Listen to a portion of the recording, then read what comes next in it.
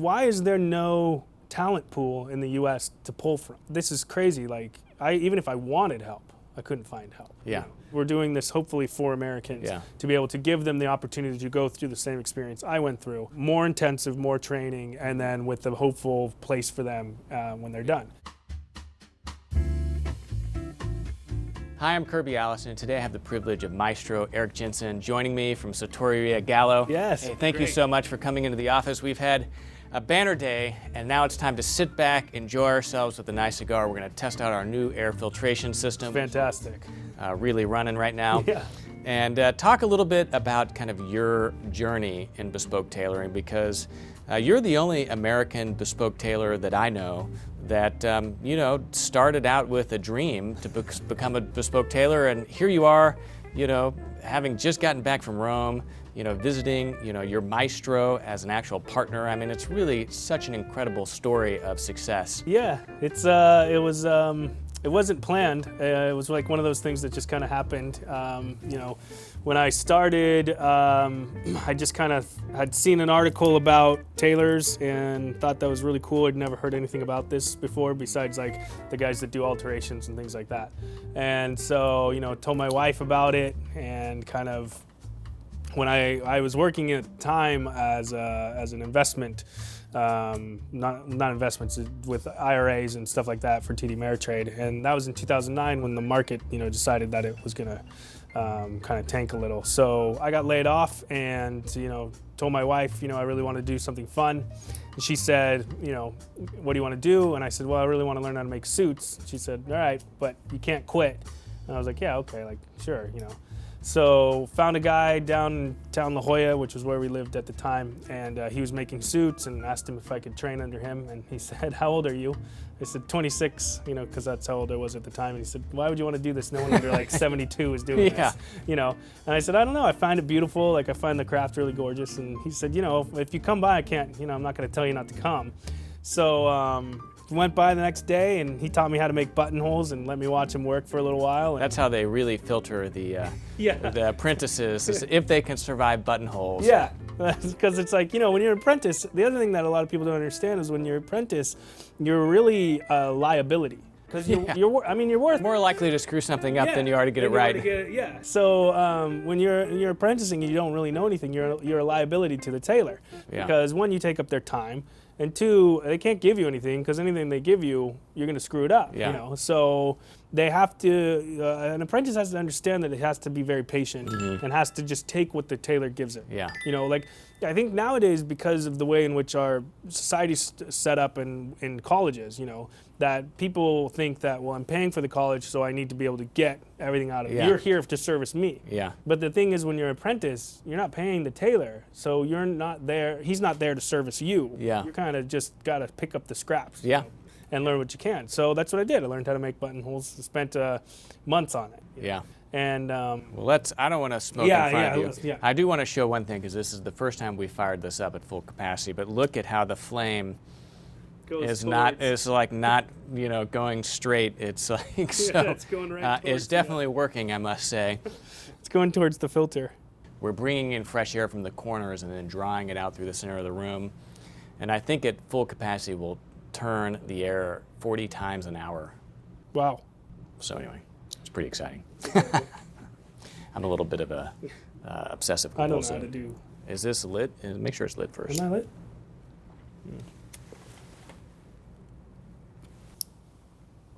Fantastic. Wow, what is this? So this is a Upman Connoisseur. So it's a nice kind of Robusto style. Nice for a late morning smoke after a long day of hard work.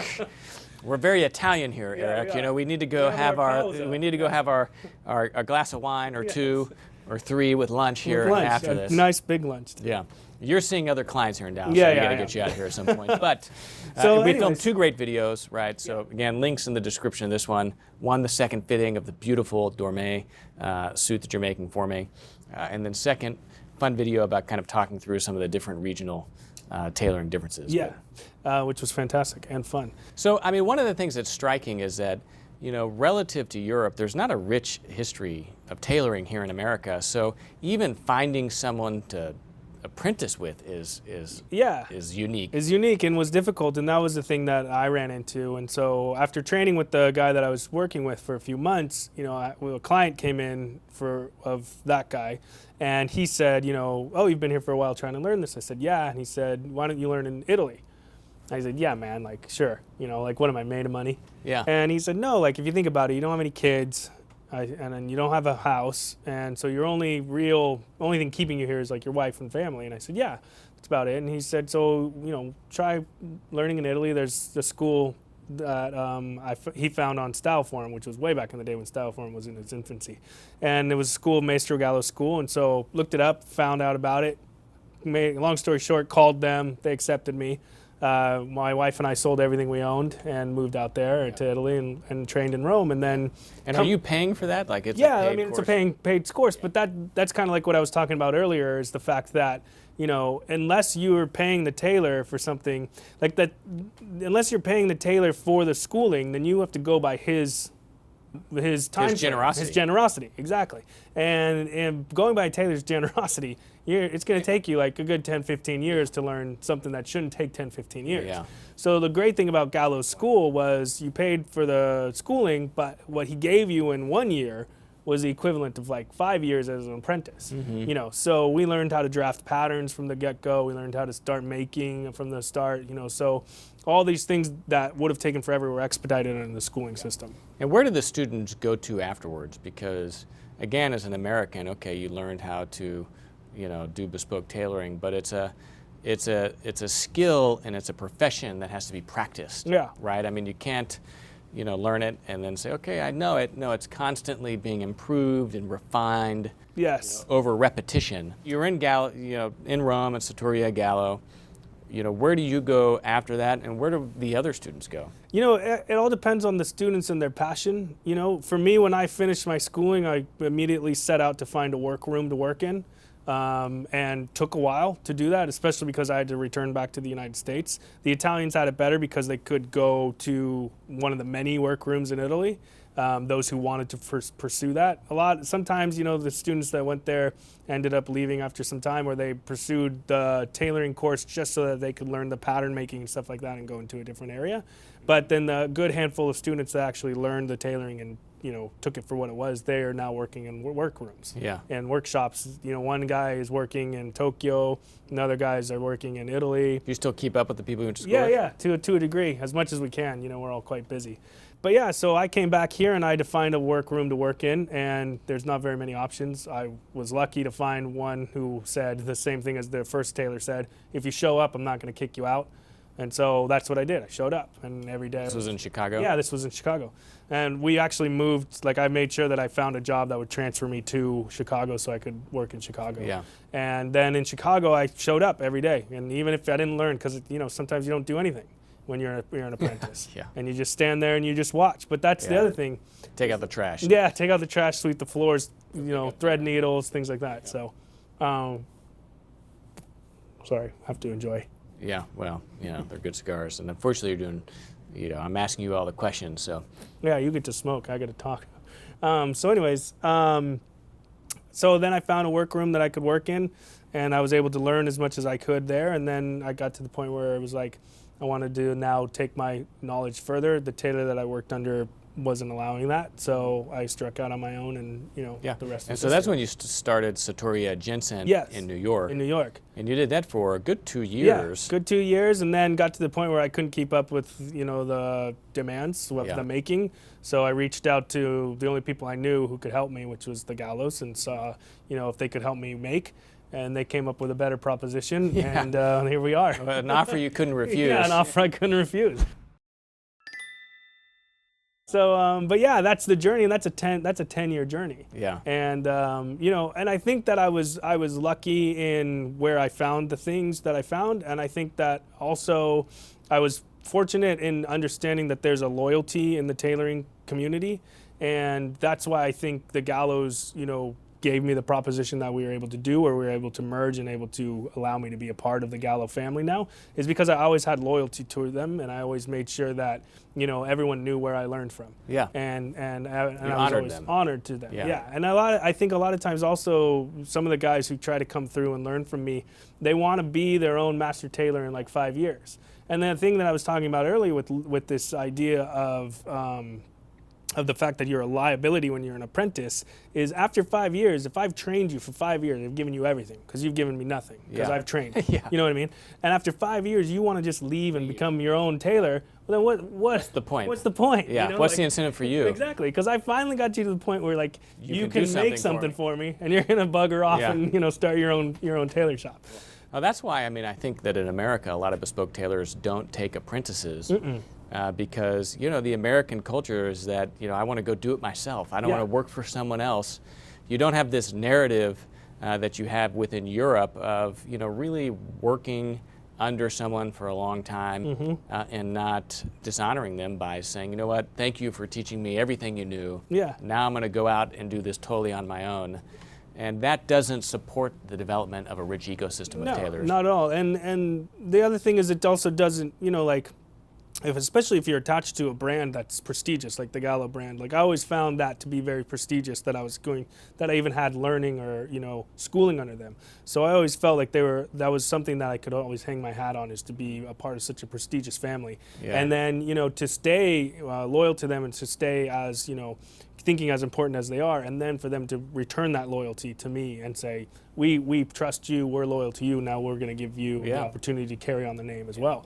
And I think that's a really cool thing that I think the youth can take something from, is to be able to say, like, I'm a part of this long history tradition, and now I'm carrying that banner, you know, as well, which is incredible to me. Well, and you had the privilege this summer to go back to Italy, to go back to Rome, and spend time with the Gallos as an actual, you know, master tailor kind of under their umbrella. Yeah, and that was incredible for me. It was kind of surreal and, you know, kind of pinchable moments. Yeah. Because, you know, we'd go out, like we were, you know, working together during the day, and then, you know, we'd stop for lunch and we'd go out and they'd go, let's go to lunch. Like, I never got invited to lunch, you know, when I was a young guy, when I was working there or being an apprentice. You had your sandwich. Yeah, I had my sandwich, or I had to go down the street and get, you know, a pizza taglio or something like that for myself. So yeah, we'd go out to lunch together, and there was times where I was sitting at the table with them. I was like, oh wow, this is like, all right, I'm like a part of, I'm a part of the group. And that was never a, you know, it wasn't like an intention. Like you didn't set out ever really expecting that. It really kind of was serendipitous how it kind of all worked out. Yeah. It was a product of, you know, one, putting in your time, 10 years, right? A lot of hard work and a lot of failure. Yeah. Right? I mean, it wasn't like, you know, you were just raking it in, you know, for 10 years, you know. No, it was like starving, you know, as a aspiring bespoke tailor. And then I think also honoring them, right? Which is that you didn't, you know, not say who you learned from, and you didn't say, well, my work's better than Sartorio Gallo now. And it was like, you know, you were always very respectful in all the videos we have, and we've got the recorded evidence. The other thing that I do, and Sartorio Gallo does as well, is we do everything in-house.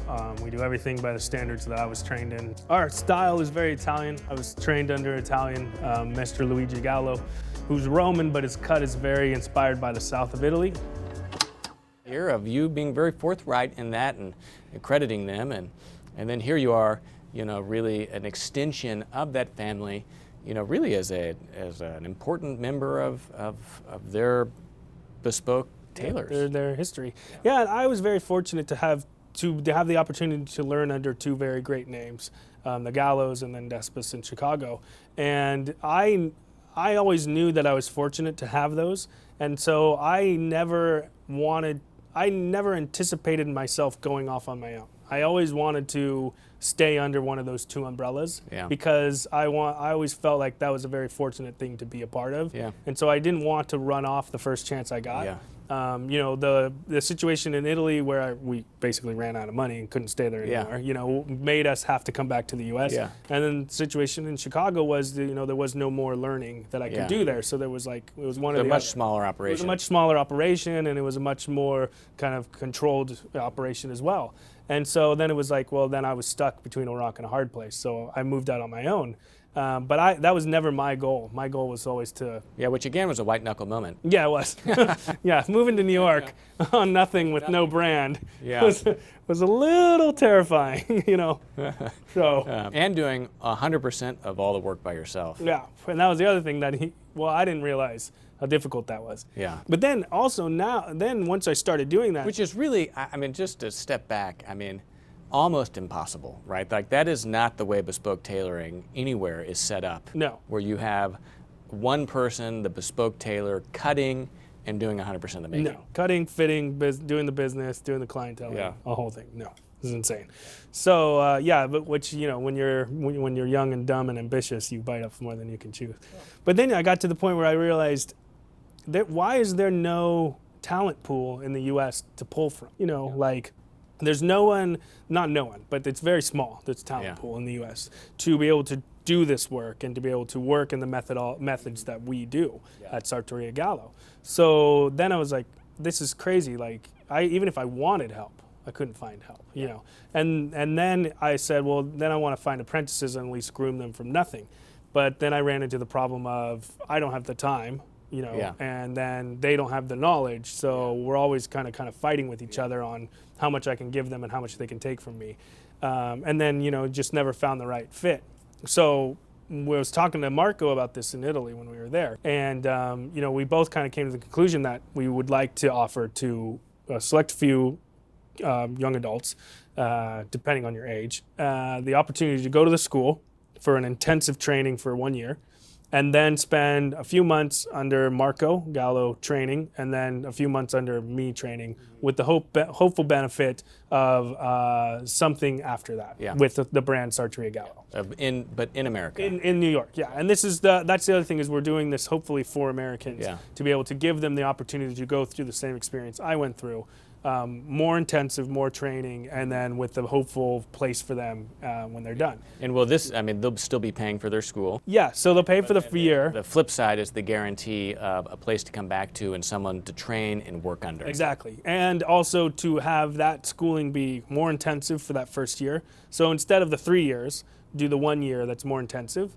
And then also have the ability to spend time under Marco Gallo first and then under... Is it normally a 3-year program? Yeah, 3-year program. Okay. Yeah. So you went through that first kind of intensive year.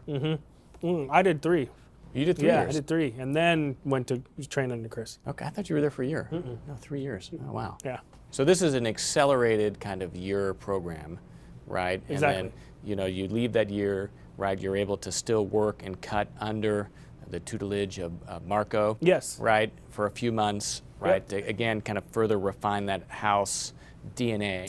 Exactly. And then come back, and part of the deal is you come back into New York and get to work with you at the Sartoria in New York. In New York, exactly. Yeah, and just to be able to give this to the right people. So we're opening that up. Shoot out an email to us at newyork@sartoriagallo.com, and that way you can send, or Instagram, but better to send a resume or to send something about you to help me understand and to pick you out. And then also we'll go through a interview process as well, because we're opening up this to very few amount of kids, and so I can't, you know, I can't. How many people do you think you'll send? Like, what would be the idea? It'd be like a handful or less, like a few, 2 to 3. Yeah, you know, absolutely. Maybe a little more if we find the right candidates. Yeah.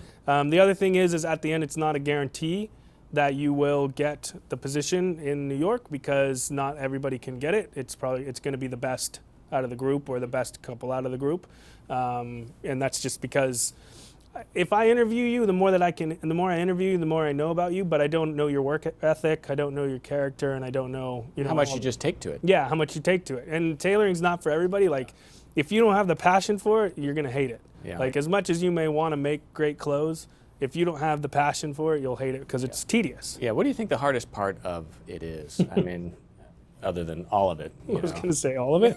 Can that be an answer? Yeah, I'm probably dead.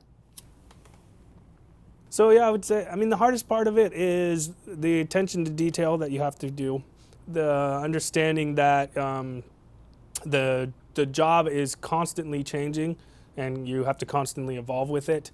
And the third thing is patience, and you have to have patience, which is huge. And I don't have any patience, but somehow I have patience. Somehow you persevered through it. I mean, one of the things, I mean, in college, I hand tailored my own suit jacket as a semester course. And, you know, there's no way to shortcut the process. No. Like, I mean, every stitch, I mean, you might become more proficient at your sewing, right, your handwork. Yeah. But you still got to sew every stitch, right? You do it by hand, right? Because your bespoke garments are 100% handmade and save 1 or 2 seams. Yeah, you know? exactly. And that's how you continue that tradition that we're trying to continue. Yeah. Because you can buy a machine suit anywhere. Yeah. So. When it doesn't have that humanity to it, No. right, that we talked about. Yeah, it's a dead suit. So that's exciting. So this is really interesting. I mean, not only, you know, have you gone full circle, right, and, you know, not only being able to form this partnership, right, with Sartoria Gallo, right, to go back to Italy, in Rome, you know, with, as your kind of like homecoming, if you will, yes. you know, your debut with the actual, you know, maestros, right, of the family. Yeah, yeah. But here you are at kind of the next step in really kind of seeding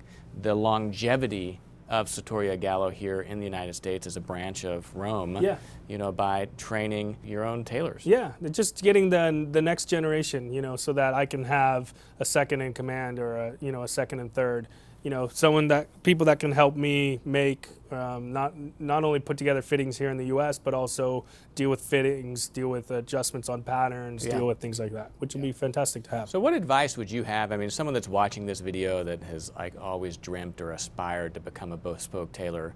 I mean, this seems like an incredible opportunity because we have people email us all the time that say, you know, I'm interested in becoming a bespoke tailor. What do I do? Yeah. And there's not very many schools out there. I mean, I'm kind of at a loss for suggestions for those people.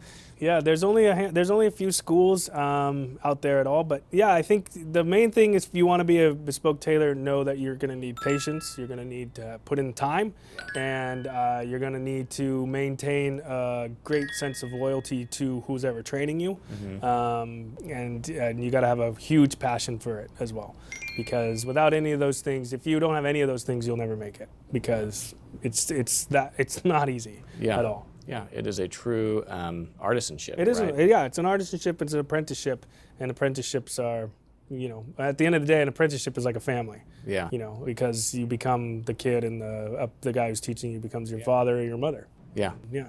Absolutely. Well, that's really exciting, Eric. That's you know, pretty big news. Yeah, we're excited to share it and to open it up, and you know, to hopefully grow the Sartoria Gallo team in New York and train the next generation. Yeah.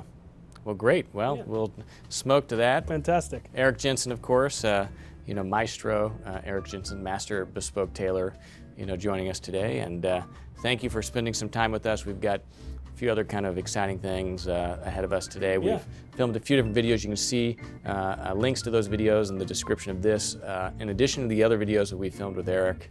And it's great to, you know, it's great to see you again, Eric. So thanks for stopping by. It's always great to be here. Thanks, Kirby. I appreciate it. So if you enjoyed this, make sure you check out Sartoria Gallo, New York, NYC, on Instagram. You know, links, of course, in the description of this video right here. Probably the easiest way to get in touch with Eric, but you can email them also if you're interested in the Bespoke program. Otherwise, I hope you enjoyed this video. I'm Kirby Allison, and I love to help the well-dressed acquire and care for their wardrobes while exploring the world of quality craftsmanship and tradition. Thanks for watching.